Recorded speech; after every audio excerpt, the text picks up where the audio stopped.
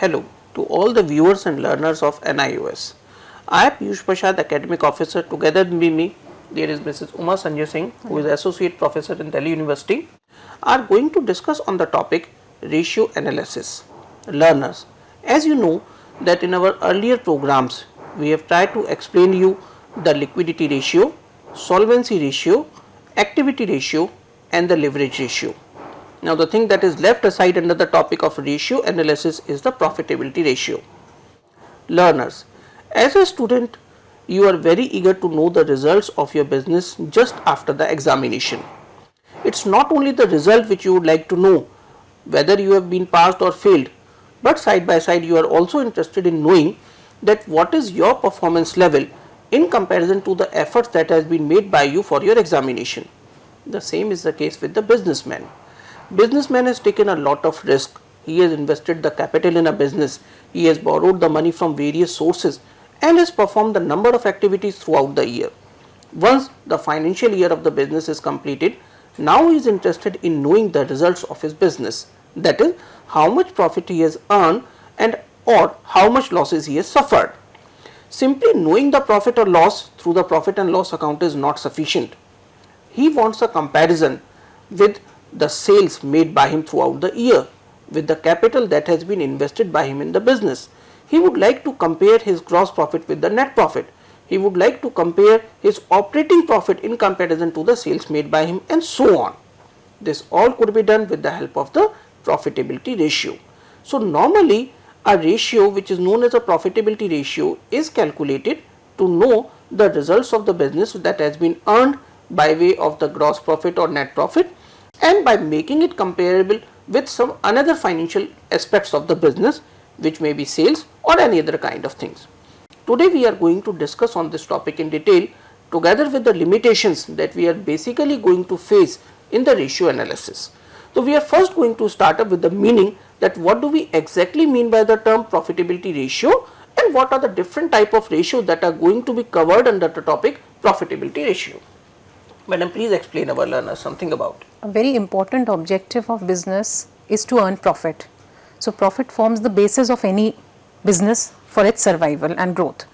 Therefore, profitability ratios is an important set of ratios which measures the operating efficiency and performance of the business over a period of time. Now, generally they are expressed as a percentage to either sales or to the capital employed.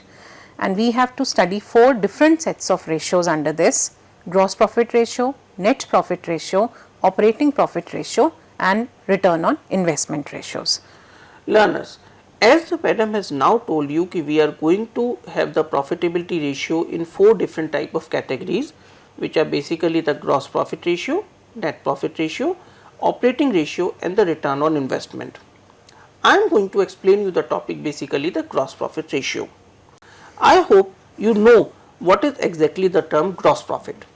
It is something that we are going to have a direct profit for the business, which means that if we have got some sales and if we have got the cost of goods sold, if the cost of goods sold are deducted from the net sales, the net outcome is known as to be the gross profit. That is another way of calculation for this is that we are going to take opening stock plus purchases plus all direct expenses minus closing stock, then we are going to get cost of goods sold, and the same methodology can be adopted for calculating the gross profit. Now, the businessman is interested in knowing through the trading account that how much gross profit he has earned. Once the gross profit is known, now he is going to compare his gross profit with the net sales of the business. This comparison is going to give him the direct percentage of the profit in the business in comparison to the sales. Now, you know gross profit is basically a ratio which establishes a relationship between the gross profit and the net sales of the business.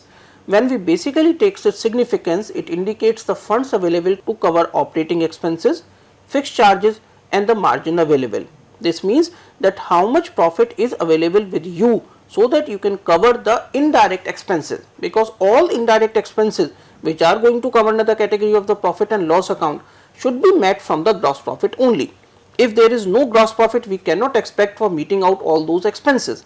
So, gross profit is going to become a base to cover all those kind of expenses. When we basically talk of a formula for gross profit ratio, the formula is very simple. It's simply gross profit divided by net sales into 100. I have already explained over here that how the gross profit is going to be calculated. It is simply net sales minus cost of goods sold.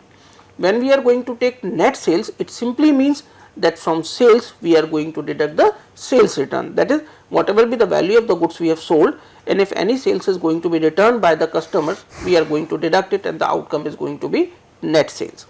When we basically take off a standard ratio, there is no such kind of standards which are made for it, but it is very simple to say that higher the ratio, the better it would be. The more you are going to have the gross profit, the better is going to show for a business. I will explain you in much more detail with the concept of this thing. Now we take an example. Suppose the sales of the business is 3,25,000 and our sales return are 25,000, while the cost of goods sold is 2,40,000. As I have already told that net sales is going to be calculated from sales minus sales return. So net sales is going to be 3 lakh rupees, which is 3,25,000 minus 25,000. To calculate the gross profit, we apply a formula net sales minus cost of goods sold. So from 3 lakh we are going to deduct 2,40,000 and the net outcome going to be 60,000. Now we apply it into a formula which says that gross profit ratio is equal to gross profit divided by net sales into 100. This way 60,000 divided by 3 lakhs into 100 comes out to be 20%. So this 20% is considered as to be the gross profit for the business in comparison to the total sales made by them. It's very simple to say that if the total sales is 100 rupees, out of that 20 rupees is the gross profit. Now this gross profit is going to work as a base to cover the rest of the expenses which are going to be made in the business. Now we come on to the net profit ratio. Madam, please explain our learners something related to the net profit ratio. Okay, once the gross profit is calculated, the next step in financial statements also comes to prepare the profit and loss account that gives us the net profit. So the second ratio, net profit ratio, establishes the relationship between the net profit to net sales. This is also expressed as a percentage. Now we are finally interested in finding out that what is the proportion available to the final owners, to the shareholders, or we can say, because from gross profit, when you deduct all the administrative expenses, the selling and distribution expenses and other forms of losses, the final part that is available is the part that goes to the owners. So Here, what is the... I would like to intervene that once the gross profit is there with us, can you quote some example that what are the items that will be added to the gross profit and what are the items that are going to be deducted from the gross profit to get the net profit? Okay. Now when you have to compute your net profit, you take first of all the gross profit. From that you subtract the operating expenses, which includes your administrative expenses and the selling and distribution expenses, minus all kinds of other operating losses, and plus to that you add your non-operating incomes. That figure which comes out, that is referred to as the net profit, and when you divide it by net sales, that gives us the net profit ratio. There is no standard ratio to measure the net profit ratio.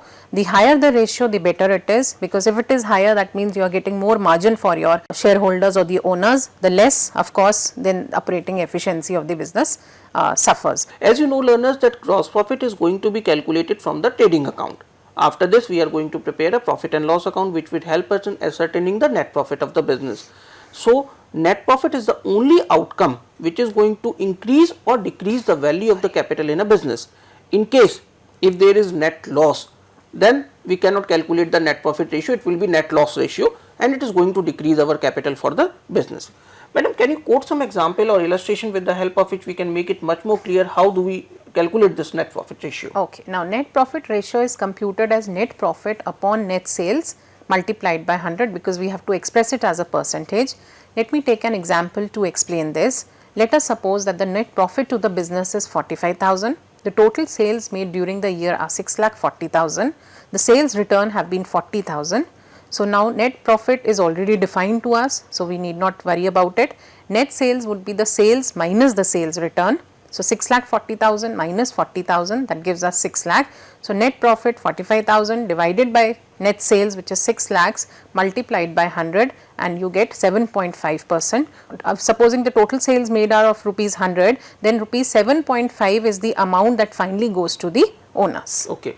Now learners, I am going to explain you in a much more a differential way.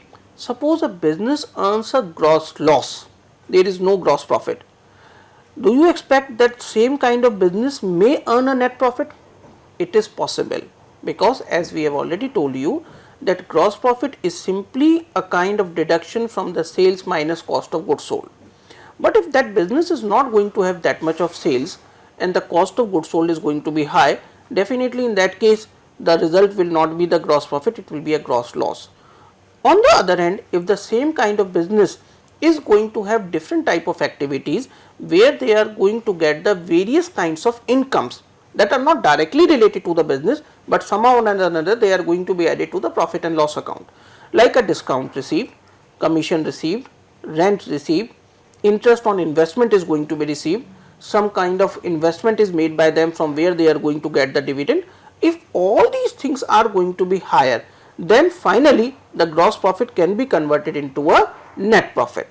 So there is a possibility that even though a business is earning a gross loss, they can earn a net profit. But as we know, a business earning a gross profit can directly be converted into a net loss in case if their indirect expenses are going to be higher. In case if the indirect expenses are that much in proportion that they are not able to cover the cost of the gross profit, then in that case the business has to suffer a net loss. So finally, gross profit is basically a direct profit for a business, and net profit is a final outcome normally which is going to be added to the capital of the business, and up to some extent it is considered as to be the distributable profit for some business. In other cases they may have some more appropriation if they would like to make some reserves that are going to be made out of the net profit only, if they want to keep a part of the profit aside for some future provisions and so on, that is going to be also made from the net profit. So net profit is the final outcome which is going to be added or deducted from the capital the way the businessman wants. Now once the net profit is clear to you, now the terms come for the return on investment. No, before that I think we will discuss the operating ratio, because that is also in continuation with gross profit and net profit. Fine, absolutely, absolutely. So now operating profit ratio, as the name suggests, that you are determining the relationship between operating profit to the total sales. Now operating profit means the net results of the operation. What is the business dealing with? What is the business doing? What has been the net results of the operation? So the formula again is similar to what we have discussed in gross profit or net profit. So it is operating profit upon net sales into 100, and the purpose of calculating the operating ratio is to judge the overall efficiency of the operations of the business. But how is this operating profit determined? It is actually you club or you take the sum total of administrative expenses and the selling and distribution expenses, and this sum total when deducted from the gross profit, this gives you the operating profit. And the higher the ratio, the better it would be for the business, because if the operating profit increases, simultaneously the impact on the net profit also increases, and when the net profit increases, of course we have discussed earlier also that it gives more gross margin to the owners or to the proprietors. Now learners, as I have right now told you, there can be a gross profit in a business, but finally it could be converted into a net loss in case if the indirect expenses are more. So this is one of the very important issue for each and every businessman, where they would exactly like to know what are the profit they are earning from their business operations. There are a number of activities which are performed by the businessman other than the business activities. So this is going to give you the profit with the help of gross profit itself, as the madam has told you right now, that from the gross profit, if we only deduct the administrative and selling expenses, then we are going to get the operating profit. So it will establish a relationship between the business activities and the net sales. This is the sales we have made and these are the operations we have done. So with that way we can establish yes, exactly this is the profit we are earning from our business operations. As I have already told you, there can be number of activities performed by the business other than the business itself. Like I have told you, he has received the rent. A particular businessman is going to have a big business complex. He has kept 2 shops for his own business, while rest of the 8 or 10 shops he has given on a rent basis. His business is not running that much successfully, but he is getting quite a good sum of money by way of rent. Now all these things is going to increase his net profit, but this amount is not exactly the amount which he has earned from the business operations. There can be another example, like there is certain assets available in a business which are old, discarded, which he has purchased for some amount. Now he is going to sold those assets at some profit. A piece of land is going to be sold in a market at a profit. A portion of the building can be sold in a market at a profit, which is going to increase his overall profit, and that by that way the net profit will increase. But this is not the part of his business operations. So when we are going to take the operating ratio, at that time we are simply going to take all those things, that is the expenses which are basically related to the operations of the business. So be very careful. From gross profit you are simply going to deduct selling, distribution and administrative expenses which are necessary to meet out the business operations. Madam is going to explain you with the help of an example or illustration that how exactly this thing is going to work. Okay, let us take an example to see how this operating profit is calculated. Let us say that the sales for the firm are 3 lakh rupees, the gross profit are 1,20,000, administrative expenses amounts to 35,000, selling and distribution expenses turns out to be 25,000, loss by fire is 9,000 defined. The computation of operating profit ratio will require the calculations for operating profit and your net sales. So operating profit would be the gross profit, that is 1,20,000 minus the administrative expenses and minus the selling and distribution expenses. So 1,20,000 minus 30,000 minus 25,000, that gives us 60,000. Loss by fire is not an operational expense because this is not a route, it's a accidental loss, so it is not a part of the operating expenditure performed by the business. So we will not include this operational expenses. So we get 60,000 as the amount for the operating profit. The sales are predefined. In case sales return were also given to us, so we would have taken the total sales minus the sales return, because we have, yes, it would be deducted. As per the formula. Yes, as per the formula. So you have net sales of 3 lakh already predefined in the question. So 60,000 upon 3 lakh multiplied by 100, this gives us 20%. So of the total sales made, 20% accounts for your operating profit. Learners, now we have explained you 3 things. One is the gross profit ratio, second is the net profit ratio, and third is the operating profit ratio. Now it's the time to come to explain you about the return on investment. Whenever a businessman is going to invest a money in a business, he is interested in knowing that exactly how much return he is getting on his investment. For a layman, we can say that this business is performing very well. Fine, they are performing very well. But have you ever compared the amount of efforts made by them to earn that profit, the amount of capital they have invested in a business to earn that profit? If we compare with that, we may came to know that business performance is not up to the mark. Suppose you study for an hour and you get 50% marks, it's fine. If you study for 10 hours and you are simply getting the same 50% marks, are you going to be satisfied? No, never. Because the investment or the labor which you have made in your studies is going to be much more in comparison to the marks which you have scored. Similarly, the businessman is interested in knowing that the amount of capital he has invested in a business, in comparison to that how much profit he is earning. Now when we are basically talking of the amount of capital, it doesn't mean that the amount which he has invested of his own, it also includes the long term loans which he has taken, which are going to be repaid after a long period of time. So these are all the matters to be taken into consideration, which we are going to explain you right now. The last ratio under the context of profitability ratio is the return on investment or return on capital employed or net profit to capital employed.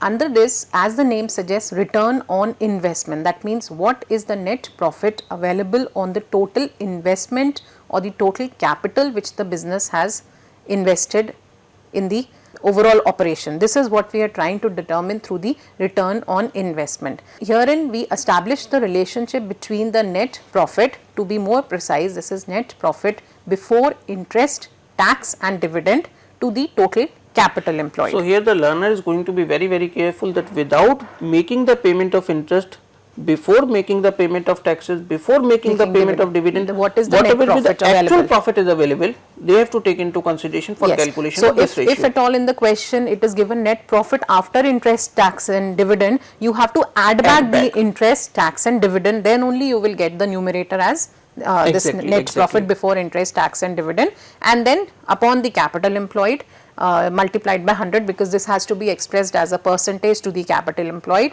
So this is how this ratio goes. And how do we calculate the Yes, capital employed? now how do we calculate the capital employed? Now capital employed means the total amount of investment made into the business.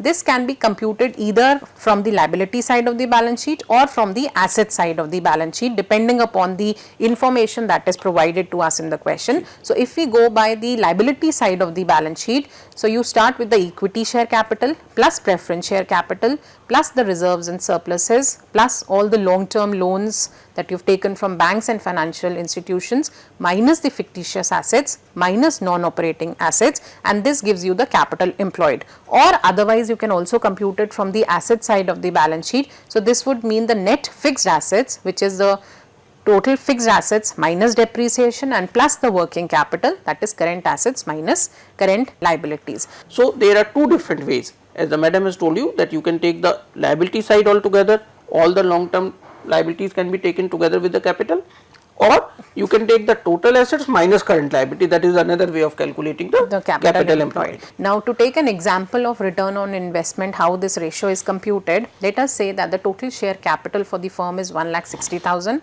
reserves and surpluses are 60,000, loan at the rate of 15% interest is given as 2 lakh, sales are 5,60,000, the total tax liability is 40,000 and profit after interest and tax are defined as 80,000. The interest amount would be calculated at 15% because there is a loan that is being taken from the financial institution. So 15% of 2 lakh turns out to be 30,000 and plus the taxes have been paid to an extent of 40,000. So you add back this to the Net profit figures that is given to us. So 80,000 plus 30,000 plus 40,000, this turns out to be 1,50,000 upon the total capital employed, which includes your share capital, reserves and surpluses and the total loans, which accounts for 4,20,000 multiplied by 100, and this gives us a figure of 36%. In this manner, that if the total capital employed has been, let's say, rupees 100, so rupees 36 is the total net profit generated on the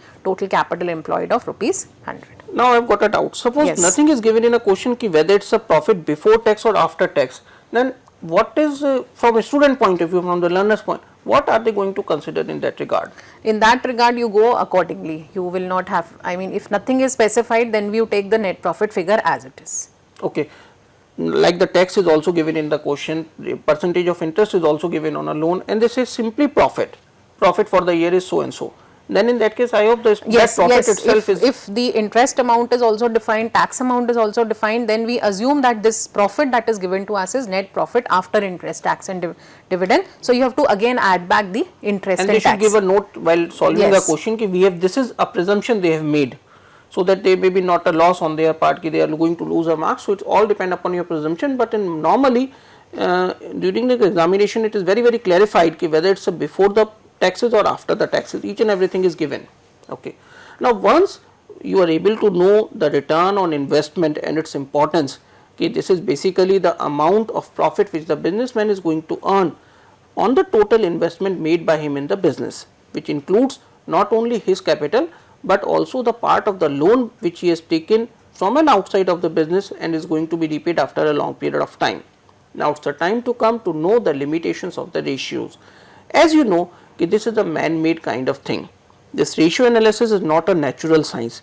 We are the one, those who have for our own convenience have generated this kind of things. So now there are some limitations, and as you know, these are the good points. You should also be aware of the limitations related to the ratios. Madam, can you throw some light on the limitations of the ratio analysis? Okay. Now we've discussed the different types of ratios that are used for the purpose of judging the financial statements, and in fact ratio analysis is an important technique of analyzing your financial statement. But in spite of the importance that is there, in spite of the fact that we have different varieties of ratios to judge the overall efficiency, but still there are certain lacunas, there are certain disadvantages, there are certain limitations which this ratio analysis contains. The very important limitation which this ratio analysis gives us is that it ignores the qualitative aspect. These ratios are computed on the quantitative information. So they are in terms of numerical relationships. They do not give us the qualitative aspects which the business might have. So the first limitation which these ratio analysis has is that it ignores the qualitative aspects. These ratios are based on the quantitative figures, numerical figures. They do not tell anything about the quality of business. It could have a very good goodwill. The technology that it is using could be the best among the industry. I think this is one of the very common limitations which we are going to face in our accounting also. Absolutely. It's not only a part of the ratio, yeah, not only a part but this of is the ratio. limitation of the accounting itself, that it does not specify anything related to the quality or the quantity. Because when we talk about profitability, we talk about the efficiency of the resources, we do not talk about these aspects of the qualitative nature, the location, the goodwill, the competent and trained workforce which the business has. So all these aspects also somewhere or the other contributes to the overall efficiency, contributes to the profitability, which are totally ignored when we talk about the ratio analysis. Another important limitation is it ignores the price level changes. So when you are making comparison of these ratios with the previous years, so if supposing during the previous year the profitability was this much and it has increased over the current year, now that increase we attribute, okay, the business was doing very well, the overall efficiency is good, but it is also a possibility that the profit has shot up because of the inflation rate. So this inflation aspect, the price level changes, has not been incorporated when you are analyzing the ratios for the current year, and we cannot solely contribute it to the efficiency with which the resources are being used. So this is another important limitation. Then there is no single criteria to measure the concepts available. When you talk about profitability, it does not specify that which profits are you talking about. Is it net profit before tax? Is it net profit after tax? Are we going to take only on the basis of gross profit, or are we going to comment on the net profit? Under each and every case the answer is going to be different, so every and all business, of them are considered as all correct. business firms follows according to their own practices, and as a result when you have to make a comparison between intra-firm comparison, then this kind of these concepts do not serve the actual purpose.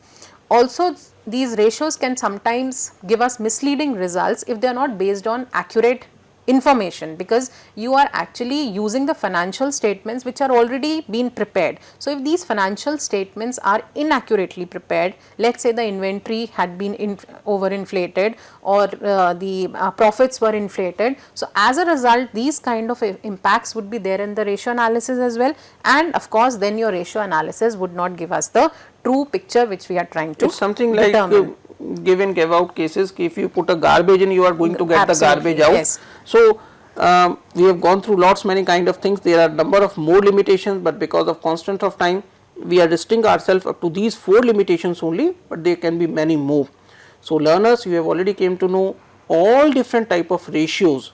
As we have told, the ratios are divided into 5 different type of categories. Each and every category of the ratio is going to have its subparts. So now you are aware exactly what is the ratio is, what are the significance of each and every ratio, what is the formula we are going to use at the time of calculating the ratio, and side by side we have told you the standards of the ratio. In some of the cases the standards are not given to us exact. So what we have taken is, we have taken higher or the lower as the base. I hope all these things are going to be very useful to you while solving your problems through the self-learning material. Now I am going to pay the thanks to Madam for being here with us and providing the useful information to our learners. Learners, you are going to be much more benefited by viewing this program and getting the benefit out of it. Thank you very much, ma'am. Thank you.